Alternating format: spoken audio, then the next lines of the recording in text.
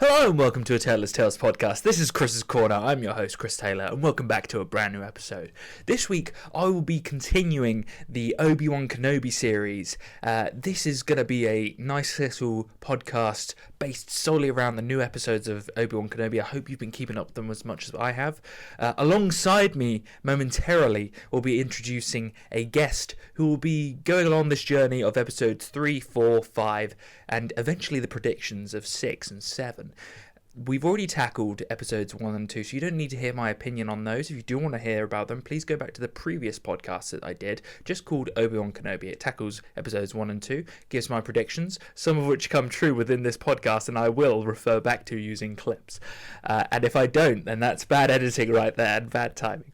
But nonetheless, this is going to be the general gist of it. The general idea behind this podcast will be tackling what happened within episodes 3 and 4, what was good, what was bad, all of these little details that come in and out of it. Episodes 5 is my favourite, and I think that's going to come up with the most detail. Not only does it have some of the references to the prequels, but it also comes up with some of the best action and a lovely almost roundup, even though we've got 2 episodes to go. I'm keen to see what our guest has to say, and generally speaking, for me personally, I felt that episodes 3 and 4 were kind of a little bit mediocre. 3, maybe less, because we got the introduction of Vader, and I think that as a character has such a shadow, as you would say, on the whole series, that it becomes the centre of attention. Nonetheless, we're going to get into these topics momentarily. So, and without further ado, welcome to the show, Jordan Green. I'm just going to jump right into it. What did you think of like episodes 3 and 4 to start off with? Like, what was that all about? I think I don't even know how to put it. I know Mandalorian was good. Boba Fett was Boba Fett, but Yeah, Kenobi has literally blown those out of the water. I am like continually impressed by it. Like the attention to detail. I was thinking about this in the shower before I got on. It's like they know how to give fans what they want. yes, yeah. It's what we've been wanting and waiting for, and they just keep on providing. I totally agree, mate. Like the attention to detail in terms of like not only the characters or like bringing in new universes. It's like one of the things I spotted, and I imagine you saw this as well, is that how they've organized each episode is that they're making little references to the original prequels and the original Star Wars. So like episode 1. Yeah, I actually had a point about that to mention a little later on. Yeah, so we're okay with spoilers? Everyone's seen it by now, right? Yeah, let me put a spoiler alert in right now, and it will be that blaring one that you can't fucking ignore, so hit it.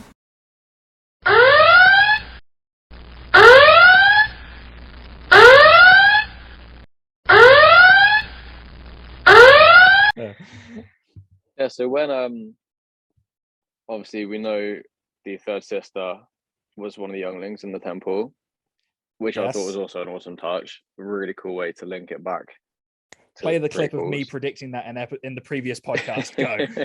I think she's going to be a fantastic character to follow throughout the series because she clearly has some link to Vader or some sort of tenuous link between the wanting to find Obi Wan Kenobi. I have a feeling when we see the first temple, when we see the execution of Order 66, she's one of the younglings. And I think Vader finds her and doesn't kill her. I think that she may be one. They mentioned that when they found her, she was on the streets, rags to becoming an inquisitor. But I think there's more to it than that. Done. Sorry, I had to say that. So when they have their fight and Vader defeats her, it has these like flashbacks to him stabbing the younglings, which is also giving the fans what they want. We wanted to see more of that. Anyone who says they didn't is lying. Yes, 100%. The internet spoke on that years ago. Yeah, I just think it's so cool how they've linked it together with those flashbacks mid-fight of Vader stabbing at the younglings and all this sort of stuff. And when you've got the stuff going on between Vader and Kenobi, it flashes back to them sparring. And another thing I noticed, I don't know when that sparring was from because Anakin's lightsaber is different. It's his earlier model one. This is a thing that I noticed because it's got the his episode 3 model looked a little bit different. His episode 2 saber hilt was a little bit more like Darth Vader's one, but without all the black on it. Oh, that's a really good spot, mate. Like, I did not see that at all. I'm a bit of a nerd for it because I've got it all on the wall. But No, mate, that's sick. because it was showing how he was getting quite dark with it and how he was being aggressive, and there was a quote I wrote down. Mercy doesn't defeat an enemy is one of the things he said during that sparring, and Did indeed, yeah. that was sort of showing his, I guess, the start of his transition. And I thought it was interesting that they used the lightsaber hilt that looked more like Darth Vader's one.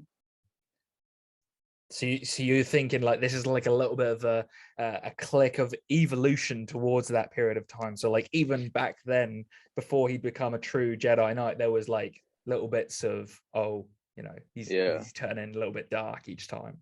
So I guess like storyline wise, when he turned into Vader, he would have built himself a lightsaber that was familiar or what he knew or how he knew how to fight best with. But I thought it was interesting from the filmmaking perspective that they've used his lightsaber in that flashback that is more similar to the Vader one. It just ties things together nicely. It does indeed, mate. I love that. And you were talking about the flashback where they're in the Jedi Temple as well, and the idea of him using like this lightsaber, but then it becomes corrupted, and you can see the hilt still stays the same between like that corruption and it's turning into like a red lightsaber. And I love that because like the whole point of a kyber crystal is that you have to like literally like take it and like break it almost to turn into the Sith version.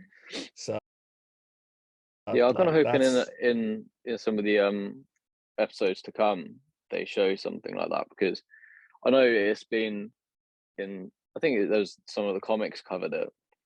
Vader trying to crack his crystal and the crystal sort of fighting back and blowing him across the room and stuff, I think is how it went. It'd be cool if they actually show some of that live action.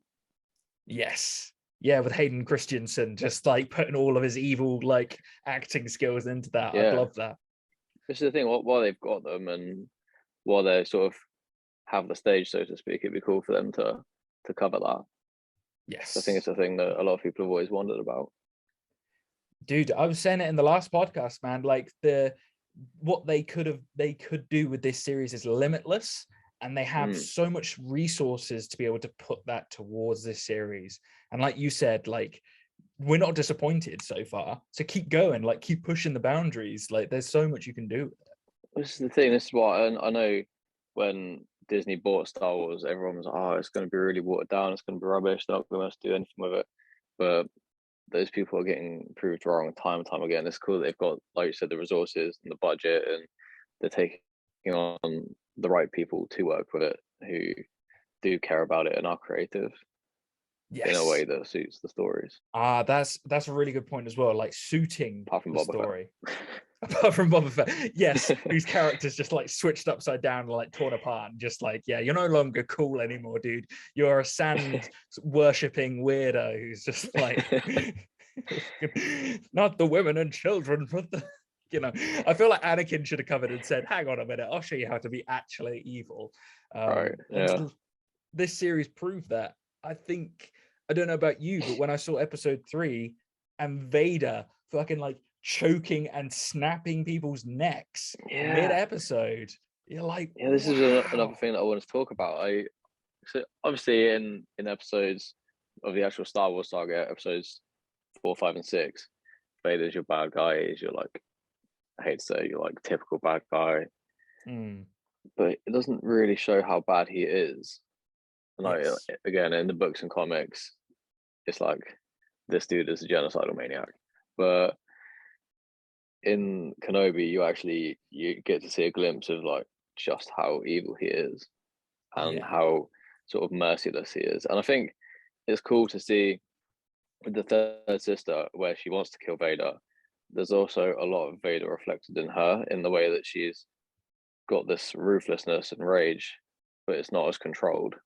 She's almost like a younger Anakin, so she's like her feelings get the better of her, and she will let loose and shout a lot. She has the same sort of motivations, and she'll lead attacks and stuff, but the way she goes about it is a lot more reckless. Yeah, and it almost has, and I love this comparison between Starkiller, if you know that, for those all those big fans out there. Starkiller is like that representation. Dude, if he shows up, that's where they've won the fan base. Everyone just bows down to Disney and says, "Take my bloody money, take it and run." You know, but like that, the force that Vader uses, where he's fighting the third sister. I love that because it was just his overwhelming strength and power showing who he is. It's like he didn't even really need to try that hard. Yeah. And there's another thing that I've known about sort of for a while, read about years ago, is they say Force users, the Force flows better through organic matter. So if you've got like real arms, real legs and stuff, you can use the Force a lot more strongly. For Vader to have all his limbs prosthetic and still be stronger than everyone else shows just how powerful he was to start with. Exactly. And on top of that, the fact that he has the restrictions that actually cause him pain, and Palpatine keeping him in that case to be able to make sure that he never broke the rule of two and went against him because of this like casing, almost like a prison. You know? That was another cool thing I thought that sort of added on from episode 3 of the films.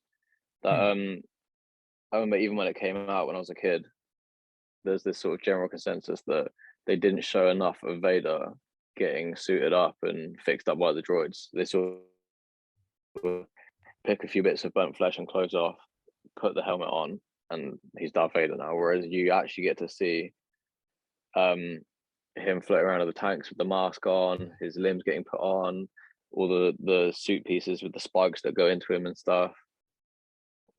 It covers a lot more detail. It's like you said before, the attention to detail it's definitely upped. Yes. And only we're gonna really like get that because we want to see these details because they represent a part of our childhood, you know? Like this is important to us. Like we want to see it done right. Like let's see those details. Filling in blanks almost. Yeah, exactly. It's like we don't want the comic books anymore. We want the real show being put on the screen with all the dirty deeds, you know. It's so good in that sense. See, I'm so glad they've not diluted it too much. Obviously they could make it way more graphic, but it's covering enough detail that is still really authentic. Exactly. And to like back you up even further there, like Obi-Wan's PTSD in episode 3 when he realizes like Anakin's alive, that is like, wow, magnifique, like just a sprinkling on top of doing that. I was going to say, did you know, when you watched episode 3, did you see like the sort of like transition to episode 5 of how Obi Wan Kenobi like progressed there at all? Yeah, I think it was really impactful because a lot of the time with the thing about him finding out he was alive as well, you never really think about that. You just sort of assume that everyone knows about Darth Vader. Yeah. But I suppose because he'd been in hiding the whole time, sort of closed himself off from the Force, so you couldn't even feel that he was there or anything. This is another thing that I wanted to say was it's cool through the episodes. You see him sort of reconnect with the Force because you see him trying to talk to Qui-Gon, he's not getting through. You see him try and save Leia from falling, and he just about manages it. Whereas by the time we get to episode 5, he's like throwing people around and all sorts. Yes, like he makes it look so easy by episode 5, doesn't he? And his use of blasters, that's fun. I just one time I wanted him to say so uncivilized. So uncivilized. That's exactly what I was hoping for as well. And like they had a chance as well to say hello there.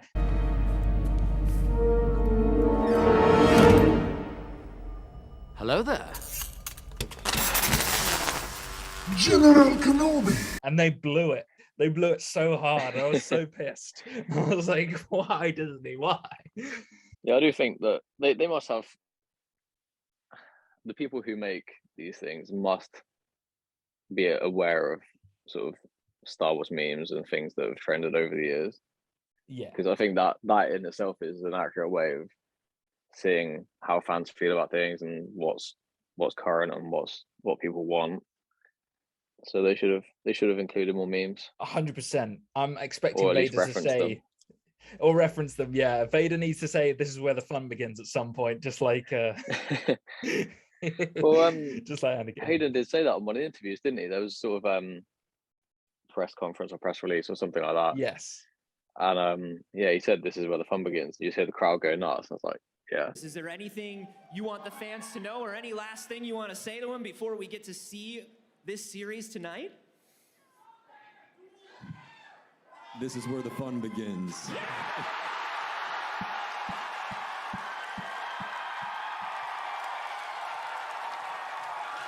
So, yeah, He that's how I know, clearly like, he understands the is- fan base. yeah, he's a fan of it himself. He knows the fan base. It was just a nice thing. It's such a small thing, but it means a lot to people. It does, and like, I think for me as well. I'm being a little bit harsh here. I felt like episode 4 was a little bit mediocre in terms of like content for me. I skipped through quite a bit of it to get to like the end of like rescuing Leia, and maybe that's my bad. But like, I found that episode 3 had such a great ending that I was kind of A bit more meat to it, yeah. yeah, I wanted a little bit more detail. And the third sister, like, semi-torturing Leia, almost like kind of half-heartedly, kind of felt a little bit, I don't know. Yeah. Maybe I'm being a bit harsh. I suppose that might be the Disney effect. They don't want to show a kid getting tortured on an app for children. But You just I think Leia's been really well done as well. Yeah. We could all think find she's that the kids amazing being annoying character. or something. But she's just so like sassy and headstrong, and just some of the little one-liners. When Ben says that he has to pretend to be her dad, and she's like, "Granddad, maybe." Yeah, I love That cracked me up. Yeah, she's just such a sassy little character, but also shows a lot of traits of Carrie Fisher's Leia, which I thought was, it was nice. It was good. Yeah, also Emotional. nice little lines from Obi Wan saying like, "You remind me of Padme," without saying you remind me of Padme, which is awesome. Like, you don't hear much about Padme in any other part of the universe apart from in the prequels, which is kind of like a little bit dodge. Again, a really good attention to detail. Exactly. And I think the amount, granted this is 10 years after episode 3, but the amount they link it back to it sets things up pretty nicely. Yes. And the links there, the use of the Inquisitors, because they could have like come up with a new bad guy or something along those lines, but they knew that they had something working for them already, and they didn't really need to invent something new. They could use something the fans already like from Rebels and from Clone Wars and these little areas. And they are pretty cool in terms. Fallen Order that had Inquisitors as well, didn't it? Exactly. I'm looking to see Cal. I think it's cool. He's got to be in the series at some point. I thought that would be a cool, even if it's just a brief thing. Yeah. But I think the Inquisitors are one of those things where it's not a new character, but it's been done well enough that it sort of feels new. Yes.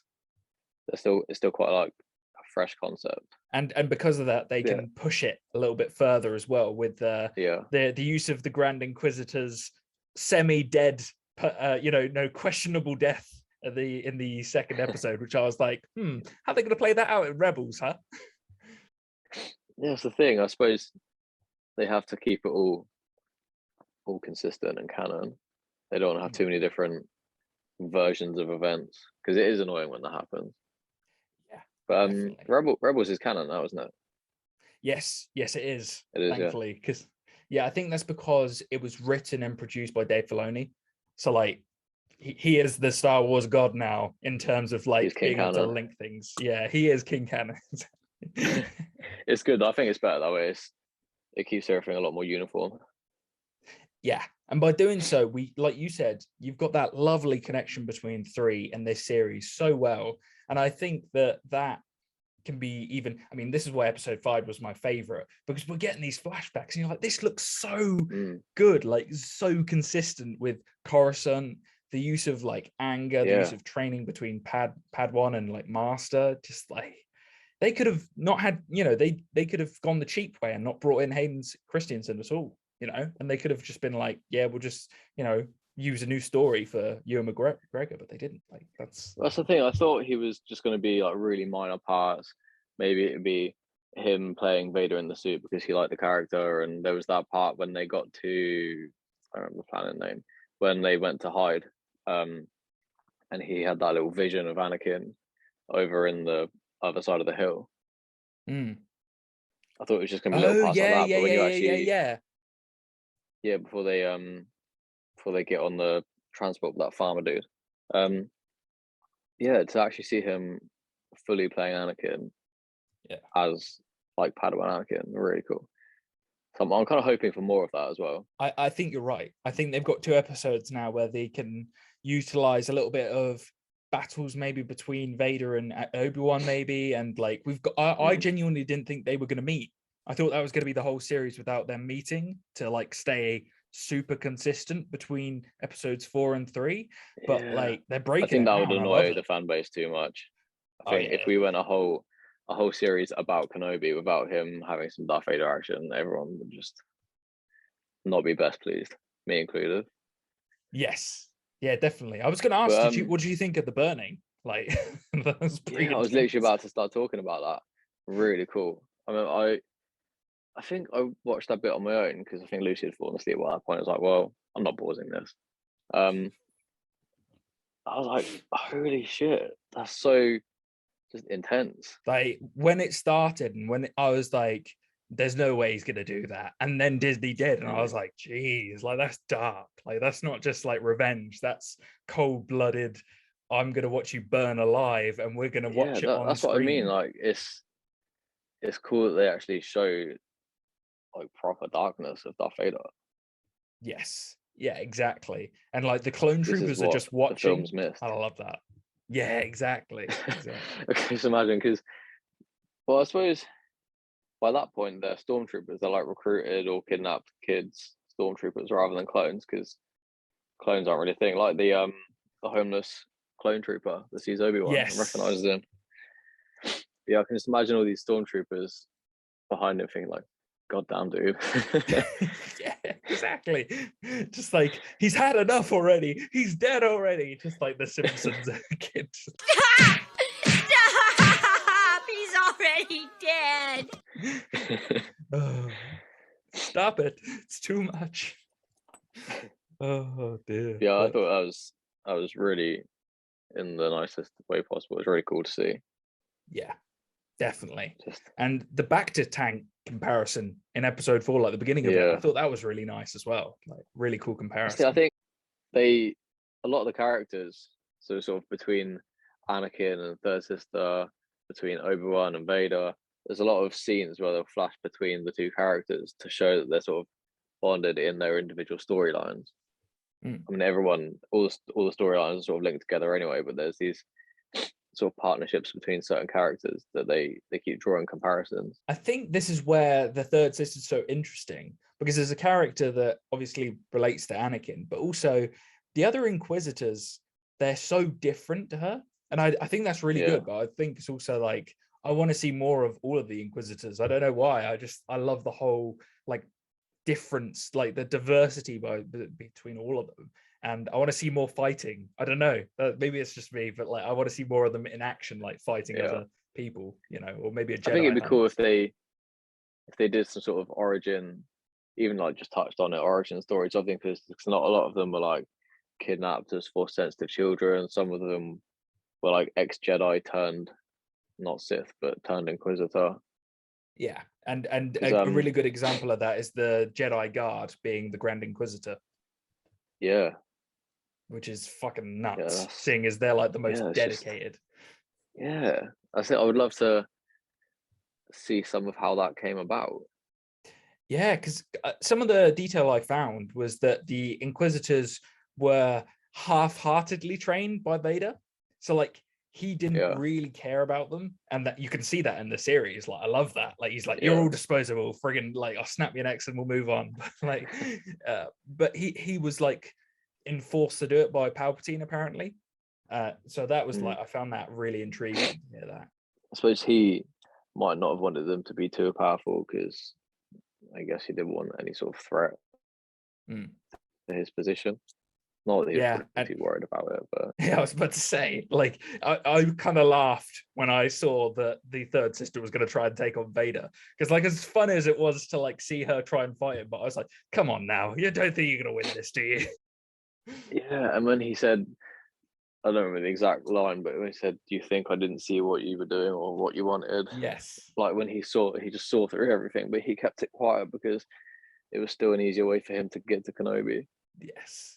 It's all Kenobi. And this is it. These little things, like these little details, they just keep getting, like, bringing more out. The Jedi tomb scene, like realizing that the temple of like the Inquisitors is built upon the Jedi. Fantastic juxtaposition between the Jedi temple being built upon a Sith temple and where Palpatine gained power. It's like, just like bang, bang, like such cool details there. I don't want to like try and defend Boba Fett because I felt like that, that's a series that isn't really defendable now because it's such a meme, and so many memes have come out of it, which is beautiful, which is fantastic. But like at the same time, I look at Clone Wars and I look at that and I think, look, this is the ideal. This is where you can take and expand the universe without too much, while staying on the same timeline, and then giving what the fans what they want, really, which is, the possibilities are endless in terms of live action as well. So Yeah. there's not really a lot of excuses. I also wonder after Kenobi's done, I guess they'll be doing like another season of Mandalorian or Boba Fett, whatever. But what the next one will be, because I'm sure we've said this before. I really hope they do something Old Republic or even earlier. Yes, I want to see some of I that. just want to see some Sith Lord action. Yeah. Just I don't care which one. I just want to see an old Sith Lord, even sort of prior to Rule of Two would be cool. Dude, yeah, maybe bring in Darth Bane. They just have like the chaos of the Empire, the Sith Empire, and then they have Bane come in and like tear it all up and bring the Rule of Two in. Yeah, that's the thing. It was just that side of things isn't covered enough because obviously every film, every series only really covers from sort of Republic to First Order and everything in between. Yeah, there's not enough. It feels like that like, meme, doesn't it? Where Obi-Wan's lore. saying, like, this entire saga's about you, Anakin. Like, it feels that, there's no other focus apart from that. Yeah, that's the thing. It all does sort of revolve around it. Even after Vader's gone, Kylo Ren wants to be like Vader, and it's still about Palpatine gets dragged back off. And yeah. Good bad guys. When you've got a good character, you've got to bring them back, of course. Like, there's no other good characters we can build upon there. Do you reckon they're all sat around their table pitching an idea? There's too much money in Palpatine. That's such a good one, mate. That would be a fantastic meme if they were ever to like come join Disney. We have great ideas and great pitches, and this is one of them. Unlimited money. You just have them just oh man, like I'd go in there. And that would be it, mate. That's it. They're just like, we're just gonna pump the Jedi series and just keep going with Skywalker. So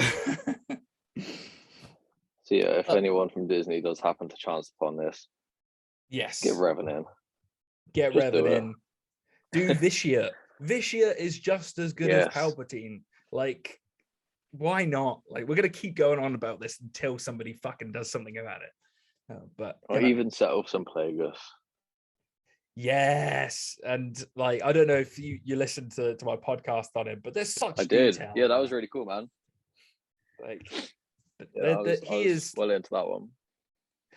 Yeah, I think this is what I love about this series is that there's so many characters in the Star Wars universe that have such depth. Him being one of them, but also Obi-Wan as a character.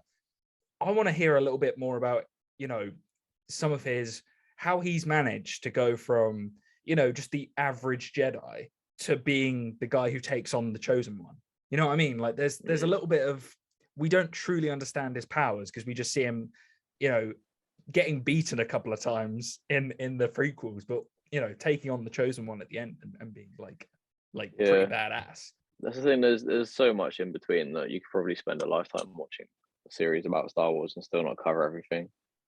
Yes. Yeah, exactly. So I think a Qui-Gon Jinn growing up story would be good. Oh yeah, that'd be bringing that up. Do you think we'll see Qui-Gon in the final 2 episodes? It wouldn't surprise me. Mm.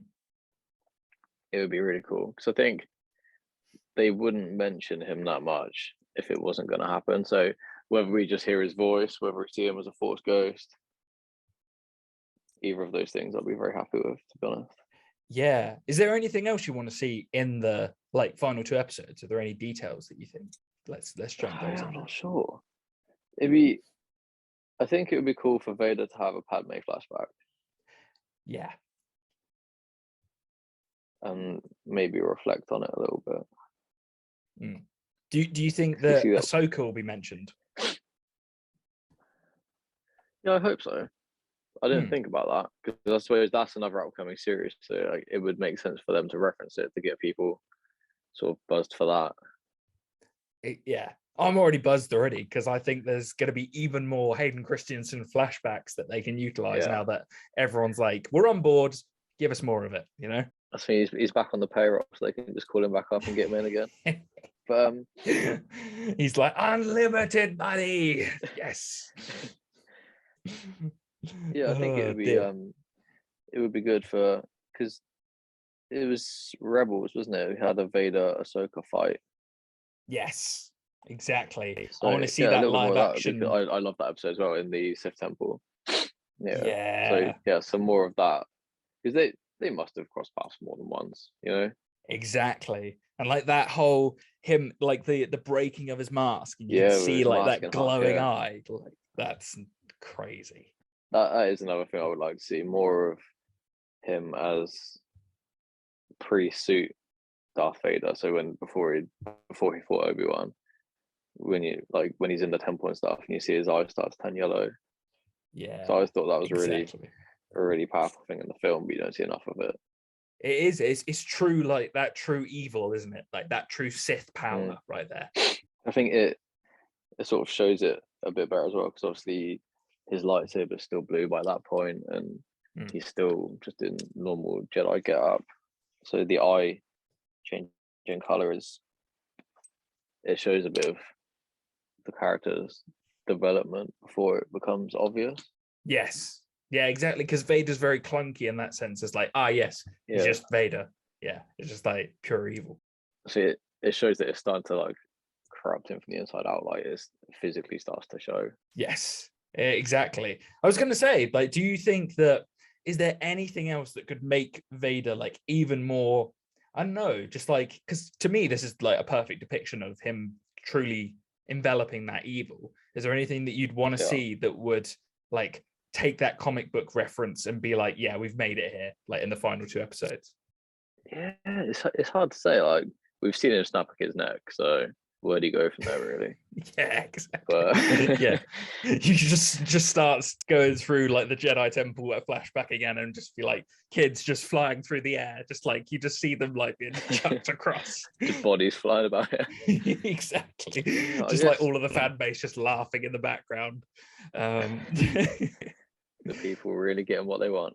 Yeah, it's hard to say. I guess maybe more sort of attacks on communities, like innocent people, because he seems to, with the Empire, it was their sort of thing that they were going to bring peace to the galaxy and all this sort of stuff, and a lot of planets were fine with the Empire because they help keep things running or whatever. But you've then got one of the bosses of the Empire coming in and just murdering innocent people. So in a way, I guess it'd be good to see more of that, because it gives a bit more scope to how evil he was and how ruthless he was in achieving what he set out to achieve on missions. Yes. Yeah, that's it. And I don't know how that could be related to Obi-Wan. I don't know how they can take the story from here, because obviously we're in this in-between bit now where Leia and Obi-Wan could potentially just, go back to Tatooine, but I don't know. Yeah, I suppose it's going to have to be the case that Vader doesn't find Leia as well, because he doesn't, in episode 4, he doesn't know it's his daughter. Yeah, exactly. So they're going to have to stay separate for the rest of it. I think a cool thing would be in episode 5, Obi-Wan finds that box of lightsabers that I guess are from younglings or fallen Jedi or something. Yeah, I think if Vader was to come across that, it could spark some memories. I think that'd be a cool touch. Mate, yeah, and you just have the flashback of all the Jedi he's killed, basically, just one at a time. Just Jesus. But then the tomb. Maybe it's General Grievous's old stash. Mate, can you imagine? Just find welcome to my collection. Oh, that'd be savage. Oh my god. He opens up the box, you just hear "Hello there" echo through his mind.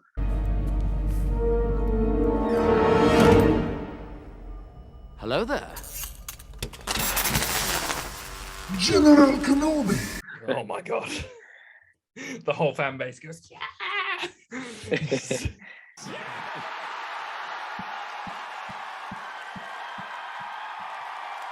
It's one of those moments, isn't it? I think this is the thing as well with this is why it's so serious, this series, because yes, there's a few references, but it's actually a really well done story in terms of in comparison to some of the other Star Wars movies that you kind of feel the writing was hang on. A few moments later. With this series, I think there's nothing sort of goofy or caricature about it. With Boba Fett, it was a little bit it was almost like spaghetti western-esque. Whereas with this, it's serious and it's dark and it's deep. You know what? You've really summed that up well, because it felt like that, didn't it? It felt kind of cartoonish, and this is actually gritty and real. I don't feel like, it's hard to sum to me how much this is so well done in terms of making it for the fans, and I'm thinking to myself, how would you have improved Boba Fett to reflect the same quality as what we're seeing now? That's a good question. I think it's another of those ones where it needed to be a bit darker. Maybe not as dark, but he was such a mysterious character. And I think it's cool to see another side of him. And it was cool to see how he survived the Sarlacc pit, because that would also only ever been covered in comics, really, to my knowledge. Yeah. But it's just taken away a lot of the mystery. And I think that's something that we're looking for a little bit in. This is why it's been so good in Obi-Wan, is that we're seeing this less mystery from Vader. And like you said, we're breaking away that, the little bits of the character bit by bit to get to that true evil part. But he's still got that sort of, because he's not that outspoken a lot of the time, he's still got that sort of menacing quietness to him. I think that the one thing about Vader as well was that he would allow people to, and I think Boba Fett's a little bit like this in the sense that he'd let other people speak first, and then he would kind of make judgment afterwards. I think that kind of is a nice little relationship between the two of them. They're quite quiet characters until they're not, in which case it's all guns blazing sort of thing. I think with Boba Fett, he's sort of turned a page almost. So he's gone from being this bounty hunter who's quiet and he buys loyalty and sort of stuff, to it's like he's trying to start a new chapter personally, because he's tired of it. Yeah, it was really nice seeing. I've forgotten it. Is Kane? Is it Kane who's the cowboy / alien with the cool guns that he kills at the end of the series? Cad Bane. Thank you. The blue Sorry, guy. Yeah, I said Kane, didn't I? Oh, dear. Yeah, it was close enough. I don't know, he always bothers me. Even in the animated series, he was just one of those characters where every time he showed up, I was like, oh, great. This guy. I don't know what it is, the way he speaks, or the fact he's really cocky, or his eyes kind of spook me out a bit. There's just a lot of things about him. I was like, get off my screen. There's a lot of like childhood nightmares coming up there with those eyes. Yeah, Like, you they know, genuinely are. I must have been bitten by a Cad Bane when I was young or something. Sort of fucking fucking Jesus.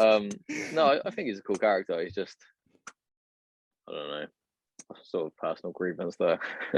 Yeah, no. I do feel you. Like his voice it's almost kind of, it's hard to listen to. You know, Yeah. it's just, like grinds on your ears. But he's a necessary. It was a cool addition. Mm. Either way. Yeah, I was going to ask as well. There was, even though Boba wasn't exactly the best, I thought some of the characters put in there. Do you think that the characters put in Obi-Wan are, in terms of like supporting characters, are as good as some of the others, like the Mandalorian and Boba to some extent? I think at the moment it's been quite main character centric. We've had a lot of other characters, star characters, help out and stuff. But I think in Mando and Boba Fett, some of the side characters have played a more impactful part, so they feel like a bit more of a main character. Yeah, I always like to refer to Bill Burr's character, who's playing the traumatized bounty hunter, when he has the scene where he sat with the Mandalorian in that canteen, and that officer's telling him about the slaughter, basically, that he was ordered to go through. And I look at that performance and I think, well, that's what I'm looking for a little bit in other people in the Star Wars universe in terms of a supporting character, because it's so traumatizing, but also makes the Star Wars universe come alive in sense of, oh, there was battles that we didn't know about that were going on that were just frigging awful, that were evil and destructive by the Empire, which we don't see in a lot of the major movies. There's a lot of mystery behind what actually happens behind the Empire taking over. There's not a lot of that happening. I think that sort of leads to my next point as well. That's going to be my last thing I had written down, is that in the films, I think you tend to see the storyline focuses on a bigger scale, so like a galactic scale, I guess, because you've got all the politics and all these various big battles and stuff. Even the shots tend to be like bigger landscape, like wide shots. They focus on as much of the scene as they can, whereas with things like Kenobi, the shots are a lot tighter around the character. Yeah, you get your landscape shots to show where they are and what the planet's like, but a lot of it is quite tight in on the characters, as is the story. I love that. Yeah, that's really well spotted as well, mate, because that's hard to see when you're watching. You're not really taking in a lot of the focus is on the dialogue, you know what I mean? Like the interaction between the character. And it's very easy to sort of like ignore what the second director does in terms of, cinematography, and then also like what's going on in the background. So that's really well understood, because you're right. Obi-Wan almost becomes like a condensed character of where he goes because of his focus on Tatooine. And that would make sense for him to have less, background shots of Coruscant and stuff like that, and more like, hermit-like shots. I don't know how that is, you can say that really, but I suppose the hermit part was only sort of at the start of it, and then the main part of the story is him leaving the hermit life and getting on with missions. I get he might go back to it, because by the time that episode 4 comes around, that's obviously been a few more years from where Kenobi will end. So he might go back to being old Ben. And that's when Leia's right, and he really has become a granddad, and the age poor Ewan McGregor has to age terribly into Alec Guinness. One thing I noticed is when they're having their lightsaber fights and there's people with blasters or bright lights, the lens flares are quite similar to the sequel films. Yes. So it's filmed in quite a similar way. Yeah, I didn't spot it's got that like big movie production. It does, because the difference, like the lightsabers in episode 4 are kind of like glowy, aren't they? And there's like a lot brighter, especially in the flashbacks as well between Anakin and Obi-Wan. Like those blue lightsabers look friggin' crazy. Like it's really cool. Yeah, I'm glad it's so well produced and put together and filmed. Yes, it just makes it really sort of visually stunning to look at. Exactly. And I was going to ask as well, because I've had a few people say that they weren't they weren't overwhelmed by it. Like they weren't as enamored as we were. And I think it's because we see a lot of the details, the little nitty gritty things that really make it for us. What would you say? They just need to look better. They need to, yeah. So your advice to them was like they need to look deeper into the series then and like do their Put your glasses on, watch it again. I love that. That's great. Because for me, I'm biased. And I think we both are in terms, because my childhood revolved around, you know, the Lord of the Rings, the Star Wars. Like I grew up pretending to be Obi-Wan and be Anakin. Like that was like part of me. 100%. So to see this now and see it through my eyes as an adult, it's like, yes, this is brilliant. Like this is so cool. And that's probably the bias kicking in, but like, you know, it is what it is. You got to love something when it's that like related to growing up. Yeah, so it's done years worth of fandom a good service. Yes, you know what, they should say that at the end of it, in the credits, like at the end of the final episode, this one's for the fans. That would be sick. Yeah, 100%. I'm trying to think of any more details before we head off. I've said about the tomb. You said about some of the crazy background stuff that I didn't spot. The lightsabers, the fact that there's zooming out, the fact that like Vader as well, like some of the details behind him. I'm trying to think. I thought the stormtroopers actually look a lot cooler in the newer episode. I thought episode 5 and how they like united as a front to fight the rebellion. It's kind of cool. Finally got their shit together. Yeah, exactly. Not everyone was missing every 5 seconds. Like it was actually that comes a bit later. Maybe they get a bit tired after this, and that's when episode 4 comes and they're useless. Exactly, and they can't shoot straight immediately. It's just like Empire's budget was not on training anymore. Palpatine looks at Vader. We're like, we're out of funds. Fuck, get Disney. Unlimited money didn't do so well. No, mate. You just see Palpatine with like a drug addiction or something, just like I've crumbled it all away. Fuck. Oh, dude. Always looks so rough. Exactly. Yeah. It's not the Sith, but that's another cool thing. Like I always thought, like no one ever talks about how Palpatine's scars are like part of the Sith. Like that's like to be a Sith, you have to be scarred. Like you can't. Which I always found really interesting. Battle hardened. Yes. Yeah, exactly. So on that note, thank you very much for coming on, telling us some of your cool notes and cool details. And I'm sure, mate, at some point we'll do another part because like there's so much detail in these episodes and these like. Well, that's the thing. If they're going to go this in depth with it, we're going to have plenty to talk about in another couple of weeks' time. Mate, exactly. We'll just jump right back into it, and Zoom will never stop us. Damn it, we'll keep recording whether they like it or not. And the FBI agents will be still watching. So, thank you very much, mate. And I will end it here. So, this has been a Taylor's Tales podcast. This has been Chris's Corner. I've been your host, Chris Taylor, and welcome to Jordan Green episode. This has been episode 92 with Jordan Green. Obi Wan Kenobi. It's elite. So uncivilized.